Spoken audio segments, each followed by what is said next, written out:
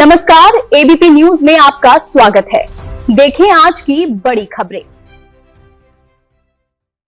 नई दिल्ली। अयोध्या में श्री राम मंदिर में दान और चढ़ावा चोरी मामले में 8 आरोपियों के खिलाफ एफआईआर दर्ज होने के बाद श्री राम तीर्थ क्षेत्र ट्रस्ट के महामंत्री चंपत राय की इस्तीफा देने पर अखिल भारत हिंदू महासभा ने चंपत राय पर तंज कसते हुए कहा कि इस्तीफा देने से वो निर्दोष सिद्ध नहीं हो सकते। हिंदू महासभा की राष्ट्रीय अध्यक्ष रविंद्र कुमार द्विवेदी ने चंपत राय पर एफआईआर दर्ज कर उन्हें गिरफ्तार करने की मांग की है। हिंदू महासभा की राष्ट्रीय प्रवक्ता बीएन तिवारी ने बताया कि राष्ट्रीय अध्यक्ष रविंद्र कुमार द्विवेदी ने दान एवं चढ़ावा चोरी प्रकरण में 8 आरोपियों की गिरफ्तारी और चंपत राय की इस्तीफा देने के बाद अपने एक वीडियो संदेश में तीखी प्रतिक्रिया व्यक्त की। वीडियो संदेश में कहा गया है कि हिंदू महासभा द्वारा श्री राम जन्मभूमि तीर्थ क्षेत्र ट्रस्ट को भंग करें। वीडियो संदेश के अनुसार 1949 से 2019 तक निरंतर 70 वर्षों तक न्यायिकवाद में हिंदुओं की प्रमुख पक्षकार रही अखिल भारत हिंदू महासभा को ट्रस्ट से पृथक कर दान और चढ़ावा चोरी की पृष्ठभूमि निर्धारित कर दी गई थी। बीएन तिवारी के अनुसार हिंदू महासभा के राष्ट्रीय अध्यक्ष रविंद्र कुमार द्विवेदी ने अपने वीडियो संदेश में स्पष्ट कहा कि दान और चढ़ावा चोरी प्रकरण में उच्च स्तरीय निष्पक्ष जांच करवाकर सभी आरोपियों की गिरफ्तारी सुनिश्चित होनी चाहिए। उन्होंने दोहराया कि श्री राम जन्मभूमि तीर्थ क्षेत्र ट्रस्ट को तत्काल प्रभाव से भंग कर ट्रस्ट का पुनर्गठन किया जाए और ट्रस्ट में अखिल भारत हिंदू महासभा, निर्मोही अखाड़ा और अयोध्या के प्रमुख धर्माचार्यों को शामिल किया जाए। राष्ट्रीय प्रवक्ता बीएन तिवारी ने चेतावनी देते हुए कहा कि हिंदू महासभा अपनी मांगों के समर्थन में राष्ट्रव्यापी आंदोलन शुरू करेंगी। अखिल भारत हिंदू महासभा जिला फैजाबाद अध्यक्ष तत्कालीन श्री गोपाल सिंह विशारद जी ने सन 1949 में फैजाबाद जिला न्यायालय में एक मुकदमा दायर किया कि रामलला विराजमान पर भक्तों को पूजा अर्चना का अधिकार मिलना चाहिए।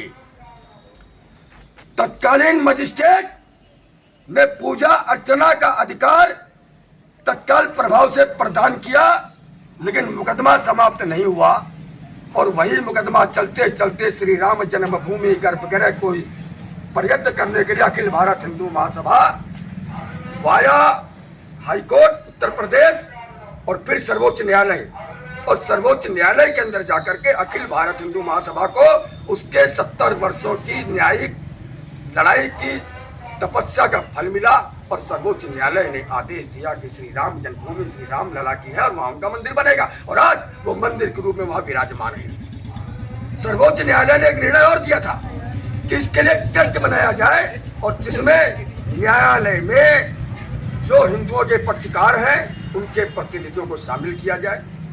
लेकिन जब भारत सरकार द्वारा ट्रस्ट का गठन किया गया, एक षड्यंत्र के तहत न्यायालय के अंदर हिंदुओं की प्रमुख पक्षकार, प्रथम पक्षकार अखिल भारत हिंदू महासभा को प्रतिनिधित्व नहीं दिया गया, क्योंकि वो जानते हैं कि अखिल भारत हिंदू महासभा अपने नीतियों और अपने उद्देश्यों से समझौते नहीं करती और हिंदू महासभा को प्रतिनिधित्व मिला तो भ्रष्टाचार की गुंजाइश हो ही नहीं सकती। और यही कारण है कि हिंदू महासभा की ट्रस्ट में अनुपस्थिति के कारण हर महीने करोड़ों रुपए की चंदा चोरी होने लगी। और जब अब प्रकरण खुला तो एसआईटी की जांच योगी आदित्यनाथ जी ने बैठाई, जो स्वागत योग्य है।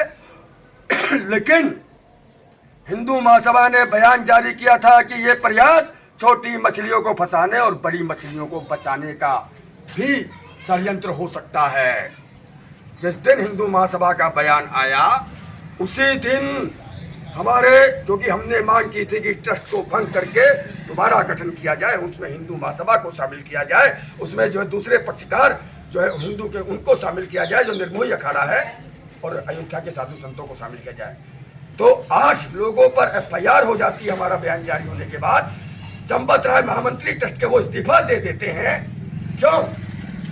आखिर जब पूरी ट्रस्ट ही इसमें कहीं ना कहीं शामिल है, क्योंकि चंपत राय जी को समय समय पर इस दान चोरी की शिकायत करने के बाद भी वो इस पर मौन रहे, उनका मौन रहना ही उनका सबसे बड़ा अपराध है। उन पर एफआईआर क्यों नहीं होती? क्यों वो त्यागपत्र दे करके अपने आप को बचाना चाहते हैं? और जिन पे एफआईआर हो गई उनको बलि का बकरा बनाना चाहते हैं। और जिन पे एफआईआर दर्ज हुई है उनमें तो 90% लोग तो केवल नोट गिनने वाले हैं, जो कि ट्रस्टी नहीं है।